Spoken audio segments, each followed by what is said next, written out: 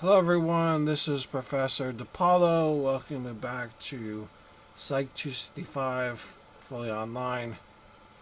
And today we're going to talk about how to write the method section of an APA manuscript.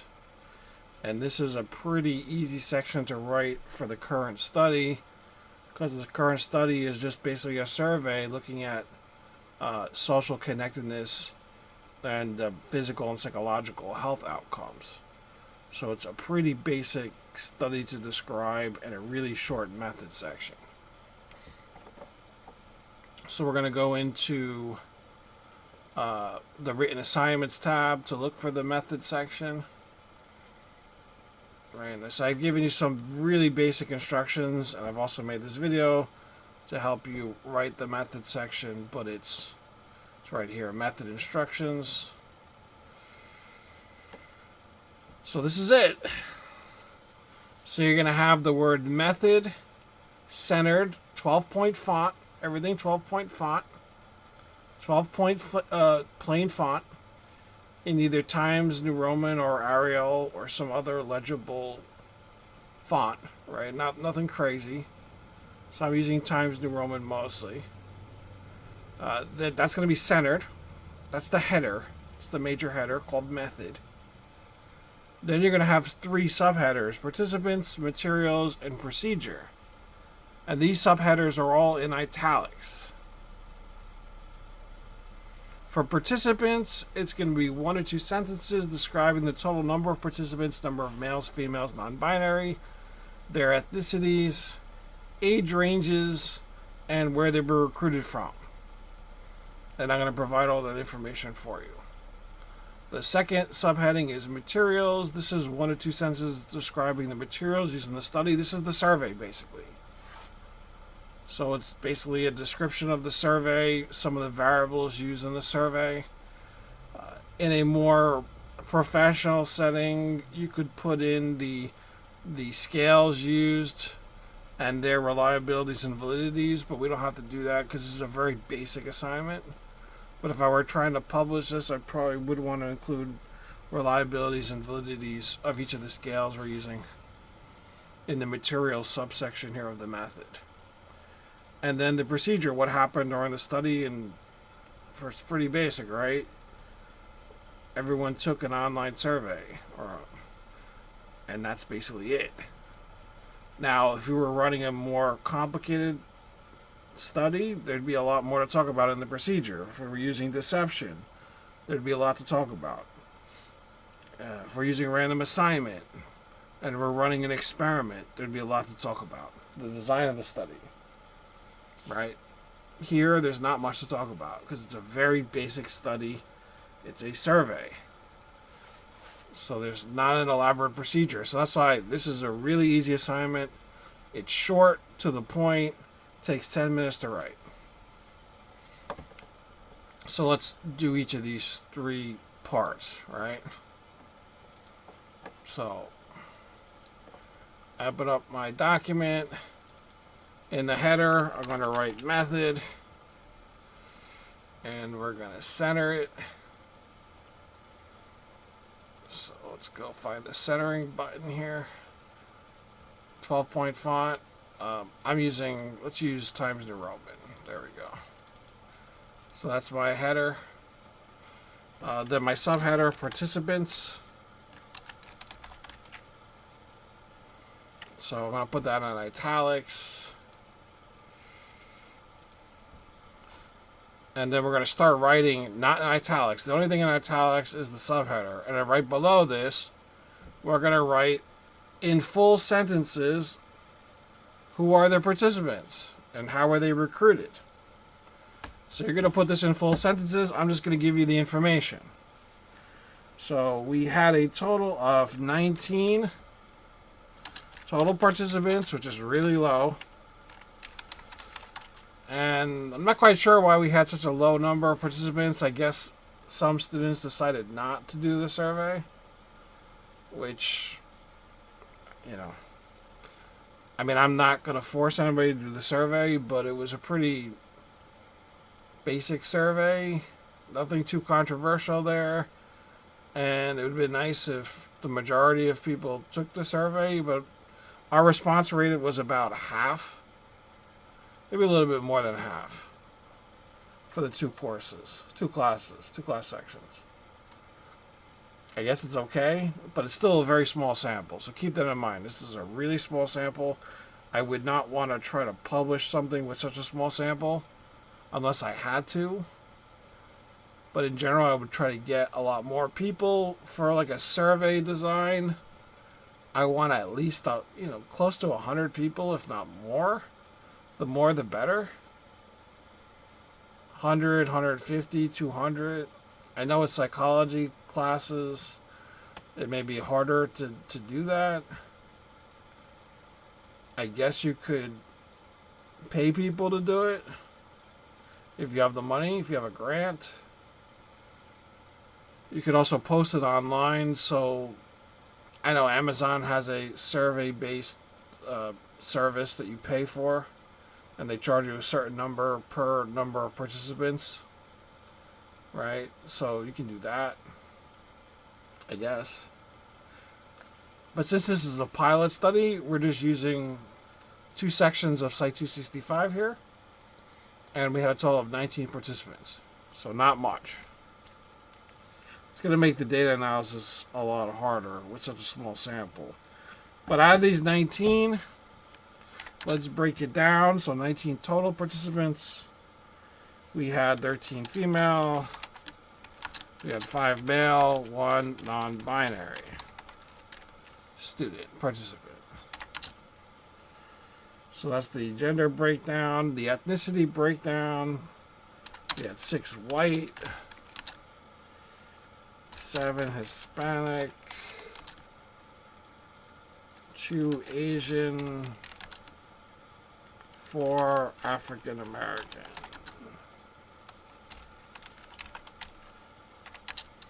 So that's the breakdown with ethnicity. That's, I guess, pretty typical of BMCC. Maybe, yeah, it's pretty typical. It's not too skewed from the overall demographics of BMCC. Age range is 18 to 35. So big age range. Our students tend to be, not 100% traditional college students, which are, 18, 19, 20, 21. We have a lot of returning students. We have a lot of adult students. We have part-time students. So we're a community college, so we have a lot of diversity here, especially given that it's New York City. So that age range is pretty broad, right? So you're going to write all this information in complete sentences, 1 or 2 complete sentences describing what I just wrote here. Total participants, the genders, the ethnicities, and the age range. So 1 or 2 complete sentences. That's all you have to do is put this information into those 1 or 2 complete sentences, and you're done with participants. You may also want to add a sentence where they were recruited from. They were recruited from a research and psychology class at the Borough of Manhattan Community College. That's it. So if you need to make a third sentence, you can do that. Not a big deal. When you're done with that, and notice how we started on the line below participants. So here's the subheading, and we're starting on the line below. So you don't put a colon, you don't put a dash, you don't put anything. You just start on the line below. Let's do materials. So like I said, this is a very simple study. We just have the survey, right? So it's a survey measuring, can't spell, spelling is helpful, social connectedness,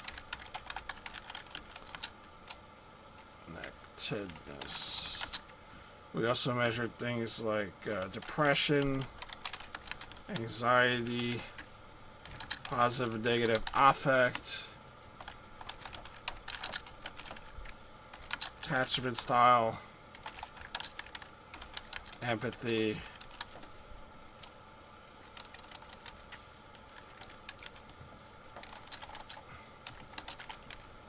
and I think we can stop there. We don't have to list every variable. Those are the major variables we're looking at here. And then we added things like GPA, performance in class, things along the lines of clubs, people joining clubs. So we're just looking at, we also added somatization. So let me put that one down, because that's important, because that's the physical part. So we're looking at how social connectedness influences both physical and mental health. The physical part is somatization, which are physical symptoms without any kind of organic basis. So there's no medical basis per se. But these are physical symptoms. Your headaches, your backaches, your stomach aches. You know, I guess you could lump in something like a fibromyalgia. It depends on what field you're looking at. Like a rheumatologist may not see fibromyalgia as somatization, or as a psychologist might see it as somatization, right? Because medical doctors are trained to think everything's medical. Psychologists are trained to think everything's psychological, or a combination of psychological and medical. Unfortunately, these two fields, you know, medical doctors and psychologists, don't generally chit-chat about these things. So, right. You know, you can go look for a medical cause for everything. A lot of times you can't find it. And the psychological impact on the physical is well established. So we're looking at physical and mental health. So the more socially connected you are, the more that protects you from the consequences of having negative mental health outcomes, and also decreases the number of symptoms you're reporting. You just feel better. And if you have some illness, if you're connected and you have good relationships and you have a lot of social support, that illness is not going to produce the same effect as someone that's isolated. And we saw this a lot during the pandemic, and you know, the pandemic was something that was very unfortunate, but it was also something that I was really interested in terms of, from a health psychological viewpoint, what was going on during the pandemic. You just had a lot of isolation. You know, people were connecting on social media, but is the social media connection the same as meeting somebody in person? The answer is probably not, right? If you see your classmate in person, it's a lot different than seeing them on Instagram or whatever way you're communicating with them. Same with family, same with friends, right? So this sort of brought us to the attention that, you know, a lot of this isolation during the pandemic had can have long-term negative repercussions in terms of health, and in terms of, you know, mental and physical health, right? You even seen higher rates of cancer during the pandemic because people were isolated. They weren't going to the doctor. They weren't talking about things with other people. They were just so isolated that a lot of things didn't get diagnosed. And they were much more advanced by the time people got them, you know, examined and treated.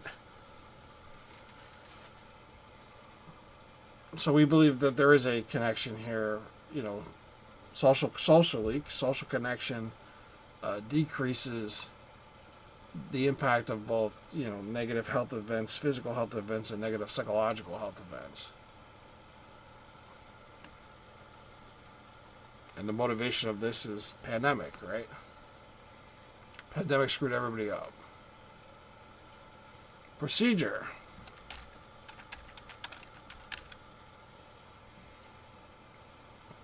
So what did we do in the study? An online survey was completed. That took approximately 30 to 45 minutes. And that's it. So a 10-minute method section. Not hard. 12-point font, 1-inch margins, format it the way I formatted here. Right? 3 subheadings. Actually, I should make this italics, right? These are my subheadings. Put them in italics. And no, you don't want Microsoft AI writing your paper for you. I mean, I don't know how it would write this paper for you, but you could tell it write a method section. It's going to give you this elaborate method section. So no, you do not want the AI wizard in Microsoft writing your papers for you. It's not good for you. It's not good for me. It's not good for anybody. So follow the directions I'm giving you, and this should be 10 out of 10. And if you have any questions, let me know. If not, I'll see you back for the results of the discussion where I'm really going to analyze what's going on in the data. And unfortunately, we only have 19 people, so there might not be much going on since the sample's so small. But we're going to talk about it in the future. So bye for now. If you have any questions, let me know. If not, see you soon.